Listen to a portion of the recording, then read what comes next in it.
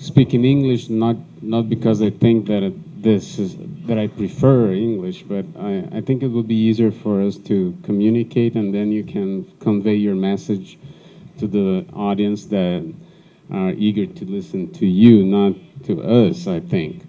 So, but as a discussant, I think I had the duty of gathering some key topics from your working paper that matters for me and probably for some others that are here. And then I will make some remarks and questions to foster further debate. The working paper on motive-based enforcement that was released by Professor Wim starts with the core assertion that regulation demands compliance.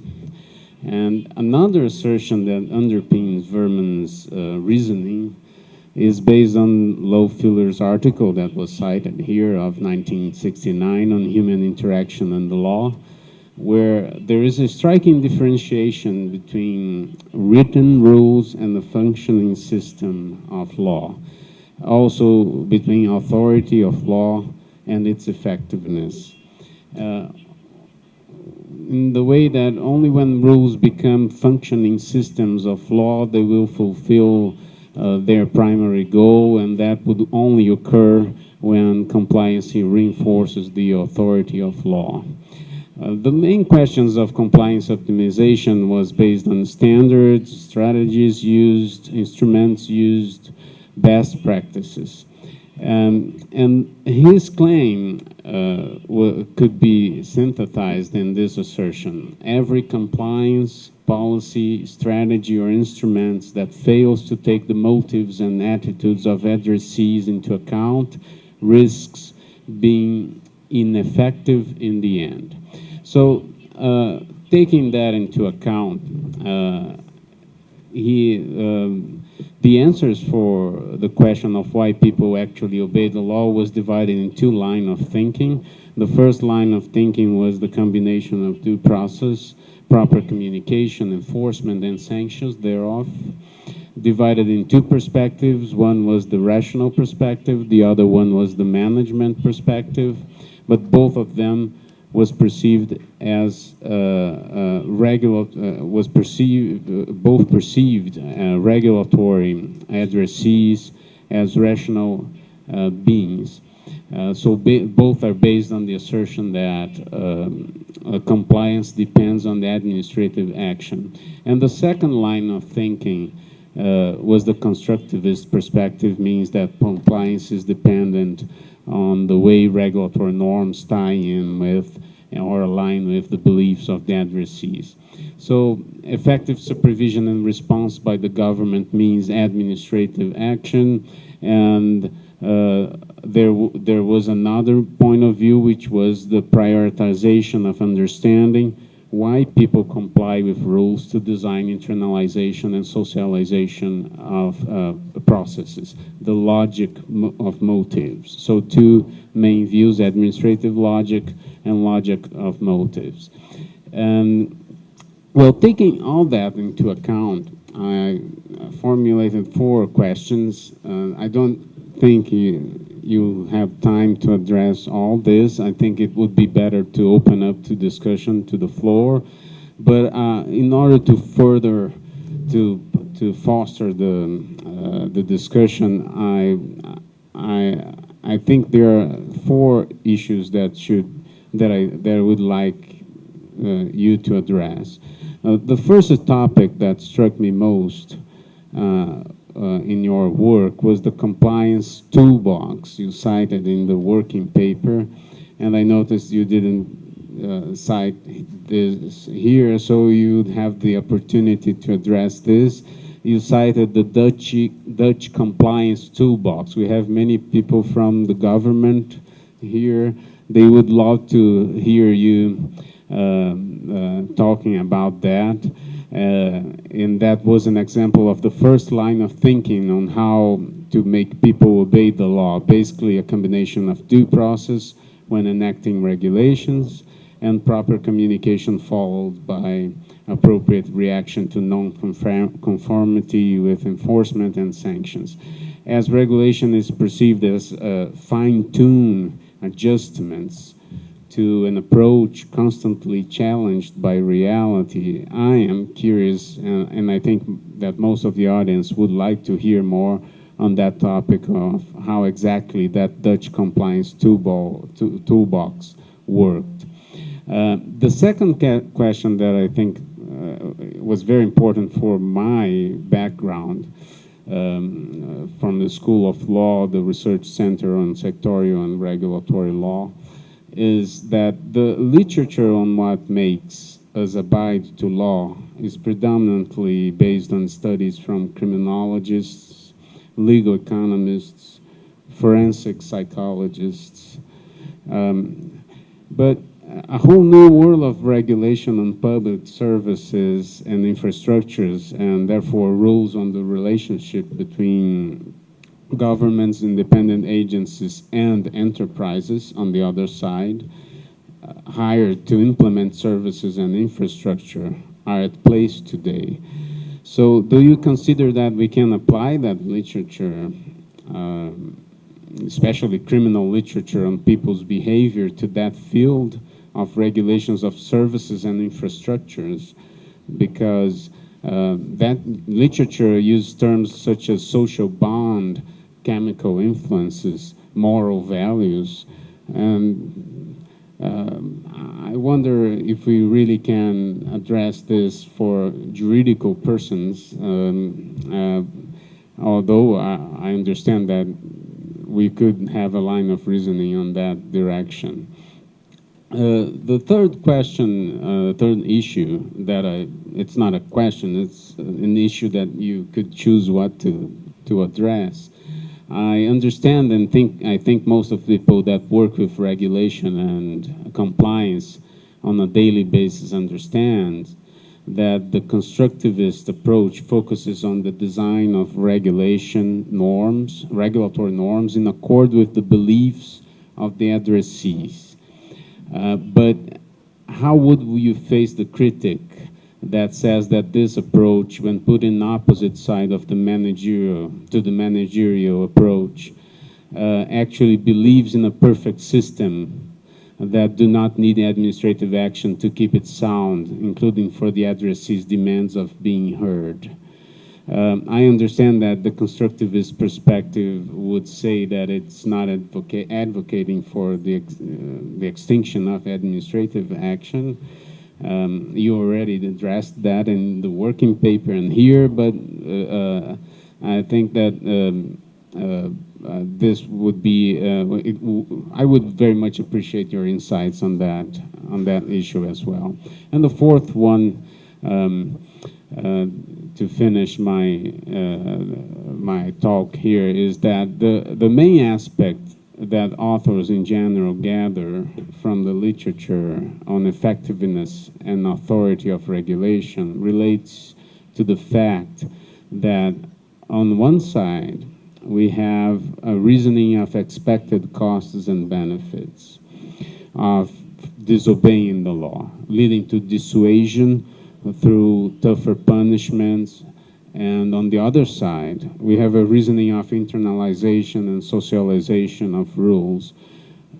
But in the end, aren't those the same? In other words, when push comes to shove, aren't we talking about the same causes in terms of expected costs and benefits equation being changed through sanctions versus through internalization and socialization? So can we find differences also in the cause of reacting rather than in the way it is done, confrontations versus conciliation methods? So I just put together a bunch of things that I would like to be enlightened. So these are topics gathered to provoke, to stimulate the debate. Thank you very much. It was a great presentation. I'm certain that all of us admired the way you put together all this information that is crucial for our understanding of motive-based regulation. And I would very much appreciate your thoughts on that. Thank you. De toda forma, também na condição de debatedor, é importante levantar pelo menos dois tópicos. O texto que foi apresentado, o paper, ele chama a atenção de alguém que trabalha no Poder Legislativo por vários motivos diferentes. Mas eu gostaria de tratar basicamente de dois. O primeiro é que, na nossa tradição, na nossa cultura jurídica, nós temos pouquíssimo hábito de debater processo legislativo. É raríssimo nós encontrarmos qualquer curso de direito que dedique uma cadeira, ainda que optativa, ao estudo do processo legislativo. Não é um tema muito popular. Alguém pode dizer que é compreensível que seja assim, mas toda essa discussão proposta pelo professor Voermans chama a atenção e traz alguma luz para certas nuances do debate do processo legislativo que poderiam ser melhor trabalhadas. Existe, evidentemente, por exemplo, em temas como o professor tocou, uma gigante discussão latente, como, por exemplo, na questão penal. Nós insistimos no recrudescimento das penas como forma de tratamento da criminalidade, por mais que os dados demonstrem que nós estamos errados. Entretanto, o levantamento mais recente que nós temos, de um pesquisador que é consultor legislativo do Senado, é que entre 2003 e 2007, 8 de cada 100 projetos apresentados na Câmara e no Senado tinham repercussão penal. É um número assustador e, claramente, esses projetos eles atuam muito mais no plano simbólico do que no plano real. Sabe-se que eles não terão impacto ou grande influência sobre uma eventual redução da criminalidade e, ainda assim, eles são usados como um recurso para angariar capital político, um recurso que satisfaz de maneira muito rápida uma demanda por respostas para a criminalidade. Mas o mais interessante é que, surpreendentemente, o design do processo legislativo, a forma pela qual o processo legislativo se organiza, favorece isso. No Senado, por exemplo, é possível aprovar projetos de lei que criam crimes sem que eles tenham que ir a plenário. Na Câmara, a gente chegou ao cúmulo de premiar projetos que tenham matéria penal. É muito complicado para explicar aqui, mas, sinteticamente, se um projeto tem um crime, ele fura a fila das medidas provisórias, ele pode ser apreciado antes de medidas provisórias, antes de proposições legislativas que têm preferência constitucional. E até mesmo o governo já se valeu disso. Se vocês derem uma olhada no projeto de lei que tratava de salário mínimo, que foi encaminhado, salvo engano, no ano passado, para a Câmara dos Deputados, lá tinha um pequeno crime, um pequeno delito penal. E ele foi colocado lá de propósito, para facilitar a apreciação do projeto. Então, vejam, chegamos ao cúmulo de usar a criminalização de condutas como meio de facilitar o processo legislativo, né? O que é terrível. Eu acho que a reflexão que o professor traz luz sobre alguns desses aspectos que permanecem nebulosos, porque, infelizmente, por motivos que não cabe aqui a gente discutir, o tipo de cobertura que se tem da atividade do Congresso é bastante seletiva e parece focada numa agenda que supostamente é negativa, mas há coisas piores em curso. Bom, de toda forma, no mérito da exposição, que foi excelente, como todos nós podemos perceber, eu queria centrar em um problema. Veja, professor, uma reflexão sobre a observância do direito, por que as normas jurídicas são observadas pelas pessoas, ela passa necessariamente por uma questão prévia. Será que as pessoas compreendem o que o direito requer delas? Porque, como o senhor disse, não conhecemos todas as leis, ainda assim estamos aqui, estamos soltos, não estamos presos ou não estamos pagando multas excessivas. Possivelmente, estamos adimplindo com o direito, estamos cumprindo o direito. Mas o problema é que, ou não sei se exatamente um problema, no Brasil, há algum tempo atrás, começamos a falar em constitucionalização do direito. A que se refere essa expressão? O senhor é um professor de Direito Constitucional e sabe, há uma influência cada vez maior do direito constitucional sobre outros ramos do direito. Essa influência se traduz pela introdução, em outros ramos do direito, de uma linguagem que antes não era tão comum a eles. Basicamente, princípios, ou recurso extensivo a princípios.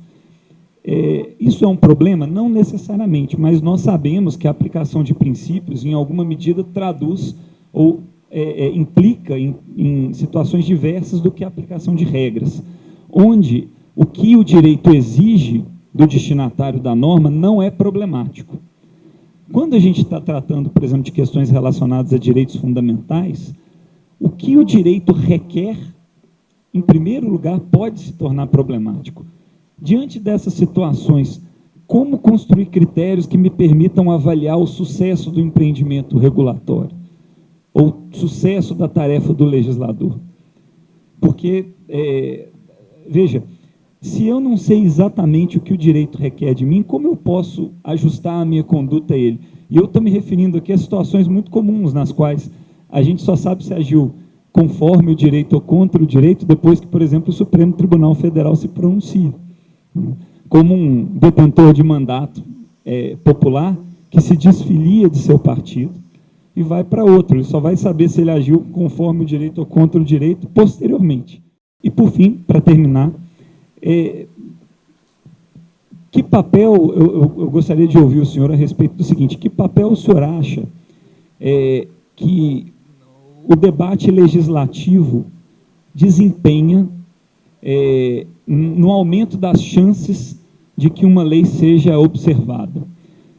Isso pode parecer uma coisa bastante singela, mas nós normalmente tratamos o processo legislativo como uma cadeia de atos referidos a uma corporação, algo que acontece dentro do Congresso e que tem pouca importância para as pessoas em geral.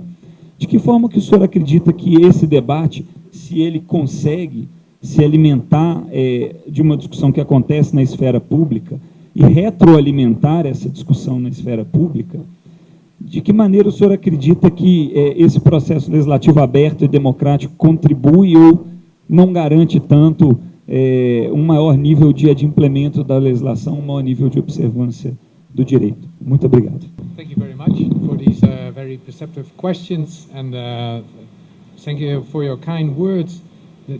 First, if it's okay with you, to Professor Mascio, on the compliance toolbox. In the Netherlands, if you meet civil servants from the Ministry of Justice, for instance, they will be very proud that they have a toolbox. It's called the Table of 11. 11 dimensions on how you can do an impact analysis on the chances there are on compliance or not. So it begins with, the first one is, do people know the rules? The second one, what kind of target group have we here? Are they taxi drivers or school teachers? Things like that. So the basic notions are not all that wrong, but it is, and I think you will be surprised to read it, and other jurisdictions use them as well, best methods and how to operate things and how to inspect. So we have 11 dimensions and we can do an impact analysis on it. But in the end, it's all unproven theory. We think that people, when they know the law, will be able to be better to gear and guide their conduct. Most of the time they will. Secondly, the character of the target group, of course, it matters, and there are 11 dimensions. But it gives a sort of an objectivity that's not really there. It's just ideas and experiences piled up together. So I do think it is good when you prepare legislation to think it through. And I'm not advocating here not to have a logical approach with some deterrence in it. My main message was, don't forget the motives. The motives are very important.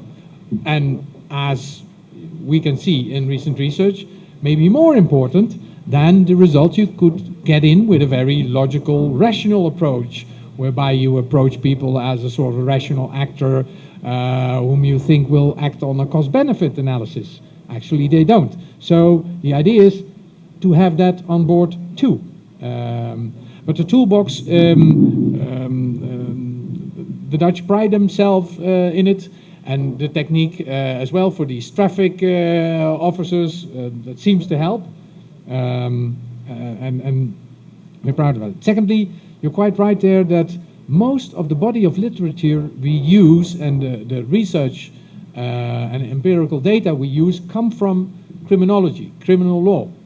And they've been at it for 40 years, the academic study and research on the why of criminal behavior, the way governments can act. So there we have the body of knowledge, but there is also the new literature around. Maybe we have heard of the book of Baldwin and Cave. They wrote a book on Handbook of Regulation in 1999, and now they've come up with a new edition with Oxford's Press. And then you have people like Neil Gunningham from Australia, who actually did research in enforcement of environmental law. So he's the one of smart regulation, Neil Gunningham from Australia. And Baldwin himself came up with all of these theories. So we're trying to apply it to fields of regulation and administration, which are in fact not criminal law. But you're right, it draws heavily on insights we have gained from criminal law. Then the idea of the constructivist design of regulation as a sort of an opposite to managerial. Yes, these are schools of thought. So the constructive theory says if you want people to obey, most of it will go via internationalization. This is the best recipe around. But then again, it will not always work because some people just don't want to be internalized.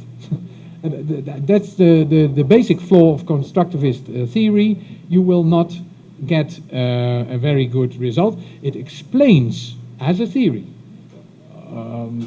how we people work with norms, and it explains the bulk of it. If we internalize norms, and that's how we work with it, but it does not explain why we get so indignated and we get so angry as a people if people do not abide by the laws. And their constructivist theory has no answer. That would be the main flaw, I think. That's why you really cannot use it as a simple recipe. Then, looking to your fourth question, internalization and expected cost benefits, are they, when you design legislation, are two sides of the same coin, if I understood you correctly? I don't think so, because much of the internalization of law has nothing to do with cost benefits at all. It begins at kindergarten. And that's the way we communicate with one another on law, based in morality, in public morality, not the morality derived from religion or public morality. And that is the idea that we have to abide by the law and that the law is legitimate, and that has nothing to do with cost benefit. I gave you the example, which was a silly example, but my friend Van Veldhoven, who is in economic science, he came up with a list of just doing the statistics of the thing, and the Netherlands is a reasonably well-run country, but that crime pays. Actually, if you look at it with an economic view, then from a cost-benefit analysis, crime pays. Especially economic crimes in the Netherlands, you would have all of the benefits. But then, actually, that is not the way we work. That is not the way we abide or want to abide by the law. There are many other reasons at play, so you cannot equate them. Internalization and expected cost benefits do not equate in the long run. Then, turning to you, my dear colleague, I'm going to summarize it of course, it's very strange that, but not all that uncommon, I think, that acting tough in politics greases the wheels. So it's called, Hannah Pitkin said it, standing for is one thing, but being seen to act for your voters. So a hideous crime is somewhere taking place in Brazil, and you step to the microphone and say, listen, this is the last one, and now we will double the penalties, and we require on government to catch every one of them. Very tough stance. That is what you rightly said. You can turn that easily in political capital. You don't have to do anything. You just raise the penalties, does not cost you any money, and you can make that into a strong symbol. I think that is something of all times, that happens in all kinds of jurisdictions. But I think it's good that you reframe that somewhat by trying to put some evidence in there somewhere, some sobering thoughts as to the effectiveness of working like that. And that's very difficult to do. That's why I'm not in politics, but have chosen something simpler as a lifestyle. But to get that into the machinery. And I think you answered your own question. Because these debates, I think they're actually very important. You have here a book. This is what all Americans want to know. Quarrels that have shaped the Constitution. They don't want to know the rules. They want to know what the conflict of interest was. That is all Americans have in mind. The big clashes of their constitutional history. And they can reveal that because that was communicated as a sort of a conflict of interest to them.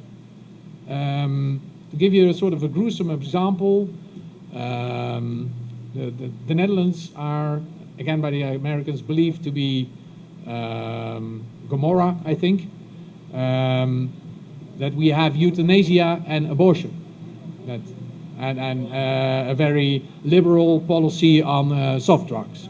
Actually, the last is true, but abortion is forbidden in the Netherlands and euthanasia as well. But there are circumstances. This was a very, very big debate carrying on for more than 20 years in the Netherlands, abortion and euthanasia. And I think that if you were to ask a Dutch person in the street, do you know what the penalty for driving through a red light is? Probably you won't know. But he can tell you what the penalty for euthanasia is, and that abortion is forbidden and what the consequence will be. Why did you know that? It was a long debate. And this came into the heart of people. And thereby you answered your own question. If you have these debates and get them to the substance, most of the time it will take something longer, but that's a way of managing this symbolic stance to take with criminal law.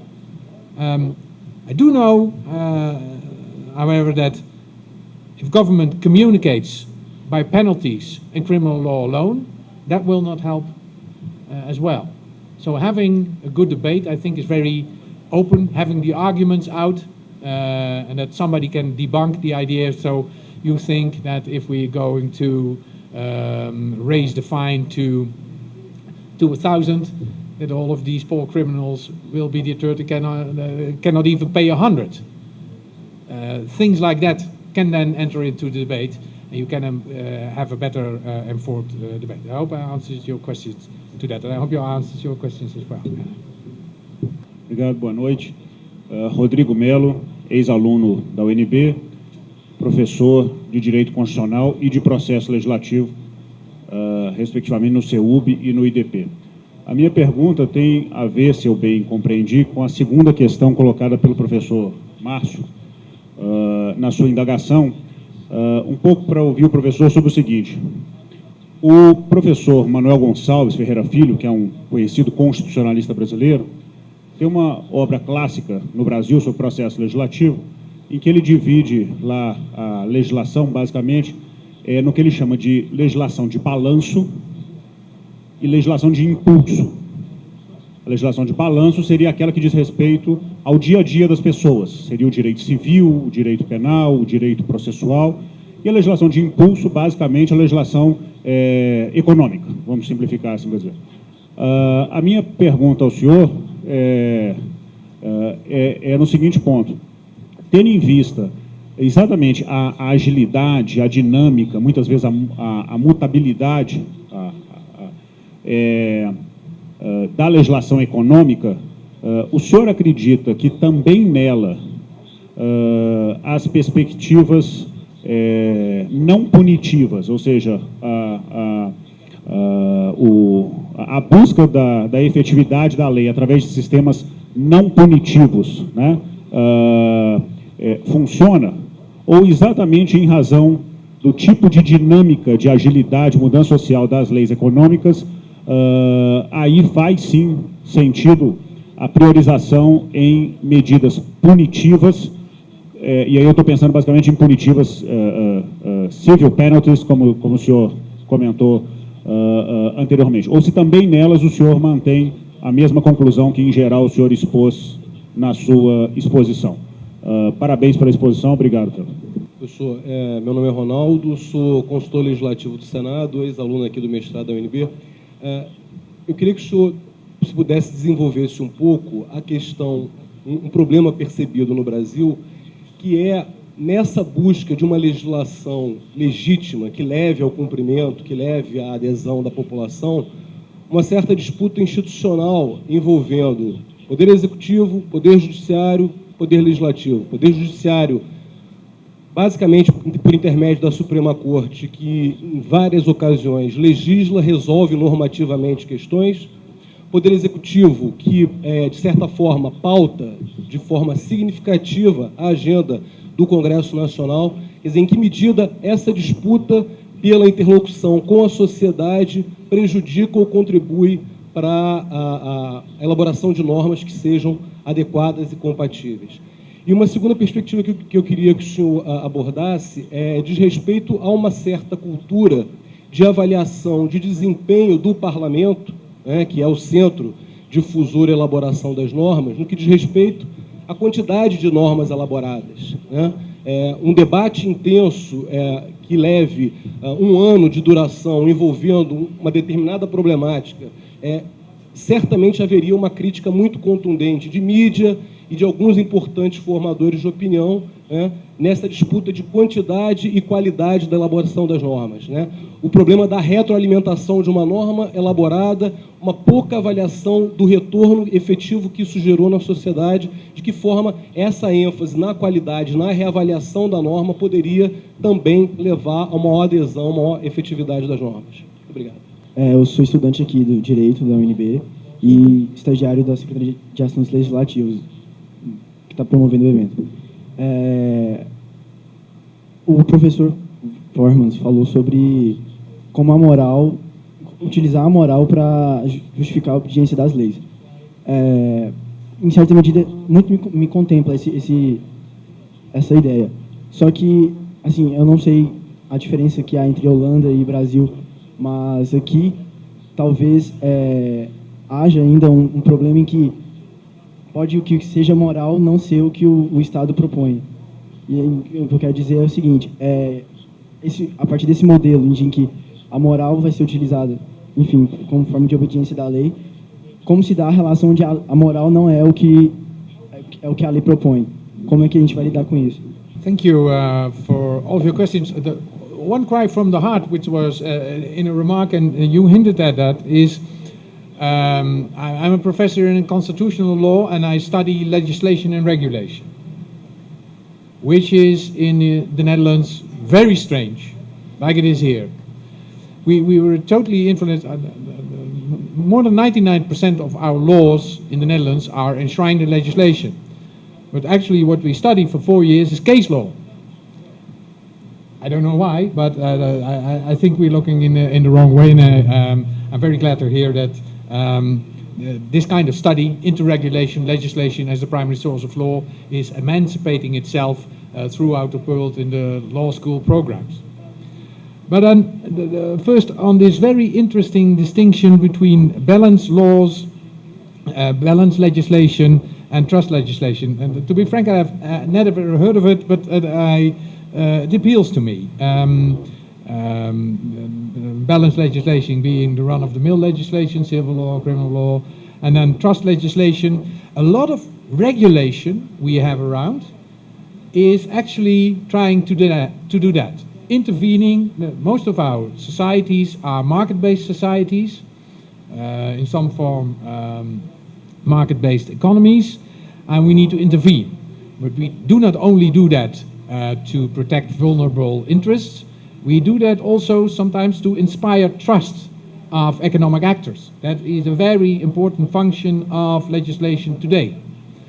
And your question was right in the heart. If you don't punish economic operators, then the trust will go and the investors will stay away. Things like that. You have different kinds of problems than you have with plain straightforward criminal behavior. You have different echoes running around. Again, I think you gave an answer to your own question. How modern jurisdictions try to solve this problem, because it's intrinsically very expensive to inspect companies and businesses and inspect their papers. And you see a lot of these strategies you have in smart regulations. Say, for instance, you give a building license to a big chemical company who will attract a lot of investments to Brazil. And you know that it is a very complex piece of industry they are erecting there. You cannot establish everything. You try to come down to a sort of a contract, saying, listen, if you do that wrong, we enter into a sort of a contract. You get a civil penalty instead of that we have to send inspectors along and see whether or not you're complying. That's ways of trying to manage this problem. But another one that has been worldwide very successful is trying to tie into the situation of businesses into their way of competitive working in their markets, and giving them sometimes a sort of a competitive edge by saying, listen, if you do this and that for me, you get a green sticker. Yes, so you are in the hotel where we have a green floor. On the 5th floor, there are all types like me with long hair and they're green. So that's the green floor, and the hotel takes pride in that they do that, and inspiring with companies the idea of sustainable development and having that out. So you see all kinds of strategies also on these trust-based pieces of legislation that are tested there. Now for the second question. Of course, there will always be a big tension between having the fast route and the long debate. That's a trade-off. I'm not advocating saying, listen, you should debate everything for a year and then you will have the message out. It's simply not possible. I understand that. But not doing it at all is a bad idea as well. So, for instance, what a lot of countries do, they have a framework of legislation that has some coherence, and they have big debates on that. Where do we want to be with our building legislation or with our public procurement legislation in 2 years? And then we'll have all these laws, but what are the principles we want to have in there, and what are the interests we want to serve? So I have a sort of a principle debate to begin with, and then you have a sort of a running train of pieces of legislation. That what happened there. The second question I cannot solve for you. We debated this as well in the workshops, that your judiciary emanates a lot of laws as well. Your executive uses a lot of emergency decrees and actually is setting the agenda for Parliament. From what I know, it is all within the framework of the Brazilian constitutional legal order.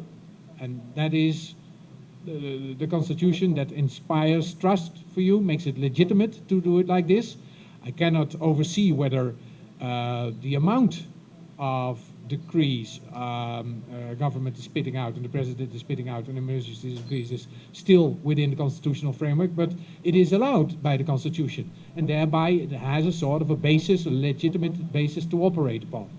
But I'm not good enough in Brazilian politics and oversee the dynamics to say something more than that about this. But I think I got a feel for the dynamics and understand a little bit of what the problem is. And this may or may not be a bigger problem in the near future. I cannot oversee that. I hope you can live with that as an answer. Then the third question, I had jotted down somewhere, very perceptive question as well. That's